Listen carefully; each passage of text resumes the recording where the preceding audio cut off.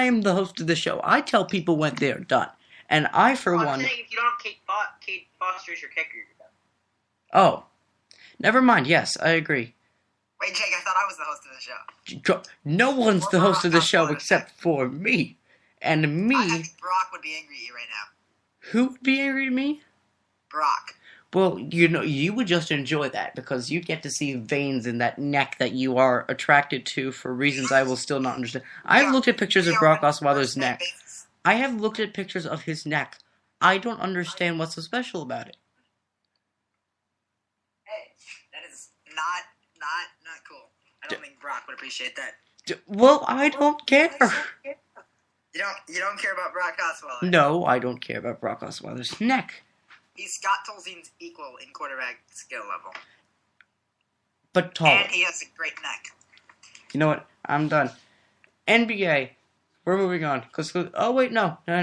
We have to talk about something. What do we have to talk about? It's a good thing that the Jaguars started selling free beers, because it looks like they can stop now. The Jaguars fans don't have to be drunk to imagine them going to the playoffs. Yes, it's true. The Jaguars are not mathematically eliminated yet, or them making the playoffs. Carl, please break this down. How Jacksonville makes the playoffs. All right, it is a very simple scenario for the Jaguars to make the playoffs. While this may seem impossible, a recent 4-5 run has made the Jaguars looking like they have a chance. It may be an outside chance, but they have a chance. And I'm not talking about them winning all their games and everybody else losing all their games. I'm talking about a team that all they have to do is give you a moment to load some things. This is a Jaguars team. They're going to need to win in a wild card spot because they are officially out of the divisional race. They are 4-9, so they would need to win the rest of their games. So they would need to win all, I believe that 3 more games they have to improve to 7-9. They need Tennessee. They have the tiebreaker over most teams. So if Tennessee, Miami, and New York are all, and Baltimore as well, and Pittsburgh even, these teams, Jacksonville wins a tiebreaker pretty easily, luckily. So that's nice. So as long as Baltimore cannot win 2, Pittsburgh cannot win 3, Miami cannot win 2, New York cannot win 3, and San Diego cannot win 3. And Jacksonville wins out in this situation. And while Jacksonville winning 4 more games, winning the last 7 in a season, may seem improbable, I should bring up they're playing Buffalo, Tennessee, and in the final game against a team that could have already locked a playoff spot up and is not actually playing its full starters, Indianapolis. I think this is why the Jaguars have a very legitimate chance of making the playoffs. Scratch that. Jacksonville, keep selling your free beer. This isn't happening. Sorry. I wanted to. We will all root for Jacksonville. Noah, will you join us in rooting for Jacksonville? Yeah, I'm definitely rooting for Jacksonville. Rookies Roundup Hearts Jacksonville. That's a great t-shirt idea, actually. Maybe we can do that when the SEC pays us money. We can use it to distribute our t-shirts in favor of the Jacksonville Jaguars. Now we can start the NBA. Kobe is returning. It's kind of a big deal here in Los Angeles. It's happening tomorrow against the Raptors.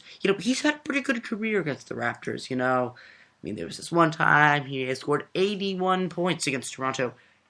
Is this the turn the Lakers have been waiting for? No. I don't know. I think Kobe Bryant will come back and play well. And he always plays well against the Raptors. So that's a good way to start for him. But I'm a little skeptical. I want to see them play with him, though they have played well without him. Carl.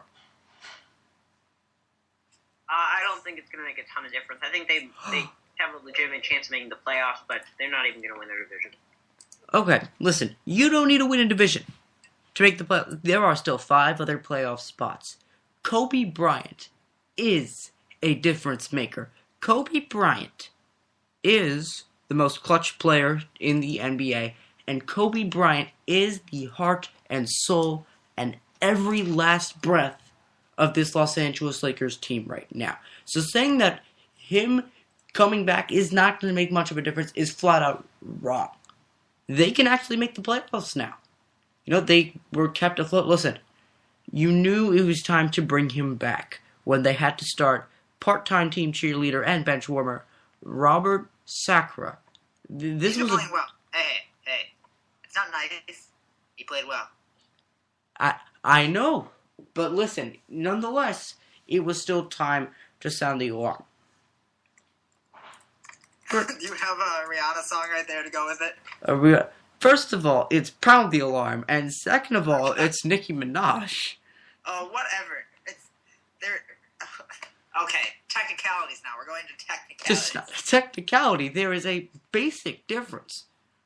There's a basic... Okay. One is a Beyonce 2.0, and the other one's like a fake Caribbean Barbie. Oh boy, this is a weird. I wouldn't call it Beyonce 2.0. No, that's going a little far there. That's a little bit too much. I think you may have offended a lot of people right there. Oh, trust me, I have offended a lot of people. Now, Jake. No, you don't understand. I can rant about I may sports. have to get off the show. I don't know. The hate I have gotten for saying that I don't like Beyonce and I think that she tries too hard. I've gotten a lot of whiplash for that. She's made some good songs. I just personally like Rihanna more, and that's okay. You know who's doing a lot more than okay though? The Portland Trailblazers. Unless you ask Monta Ellis, he'll hit a 3 tonight to beat them at the buzzer.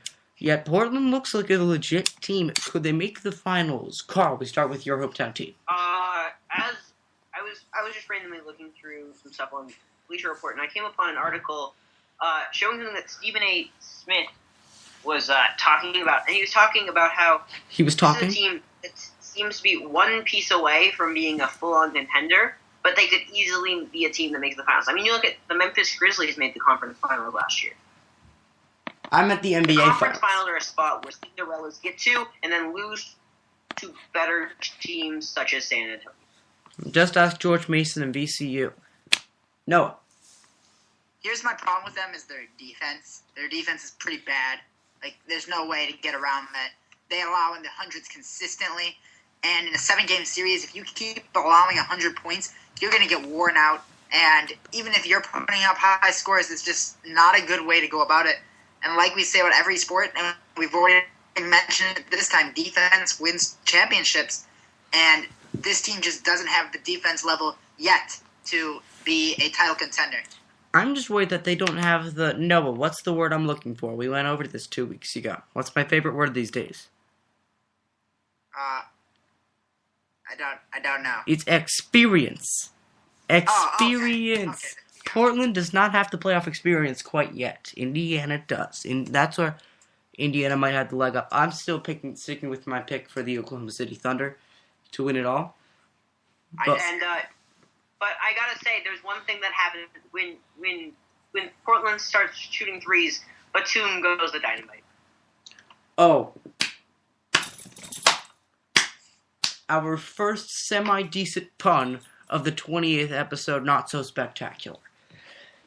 That's what we're branding this as. The Not So Spectacular. Try and buy us now, SEC. We must rise up against all who try and buy us. That's exactly what they want us to do. You know, I feel like we should just start more conspiracies on this show than talk about sports sometimes. You know who might be in the Illuminati? Beyonce. You know who's not? Definitely. Rihanna. Kirk Heinrich is definitely is in the Illuminati. I mean, just look at him. Who is? Kirk Heinrich. You know who else is? Brock Osweiler's neck. No, he's in his own clan. He's better than the Illuminati. He's in the group that controls the Illuminati and all other conspiracy groups. I believe that's called the New World Order. And there was a new order in the Eastern Conference. The Indiana Pacers trying to overthrow the Miami Heat's dynasty. Who's the better team, the Pacers or the Heat? Noah, you go first. Well, first of all, if you mean New Order in the East, you mean by 2 teams, really? Like, the New Order is 2 teams. There are 2 teams that are good in the East. But Pacers or Heat, I'm going to go with the Heat still. I'm still going to go with the Heat until in the playoffs Miami beats them. Because I don't care what I see in the regular season. I don't care if the Pacers beat them as every time, basically, in the regular Guarantee you this is because the duct tape stopped working. Carl? Finals and lost to the Mavericks. The Bulls swept them 3 times out of 3 in the regular season. And then we lost 4-1 in the playoffs in the Eastern Conference Finals after winning the first game. Until I see it in the playoffs, the Heat are the best team in the NBA and they're the best team in the Eastern Conference. Interesting. I appreciate it because they have the experience. Carl, what do you think? Yeah, I see the Heat and the Pacers, and you look at those two teams. Obviously, those two teams are head and shoulders, it seems to be, above the rest of the East. You look. That's a conference where 4 teams are at 500 or above. Only 3 are above 500, I believe. It's just bad over there. There's teams who are below 500 in the playoff. In the playoff spot, it just does not look good. Here's the deal with that situation. The Heat, when it comes down to it, as we've seen multiple times with LeBron, especially during last playoffs, when LeBron needs to win a game, when his team needs to win a game, he's going to go win it for them.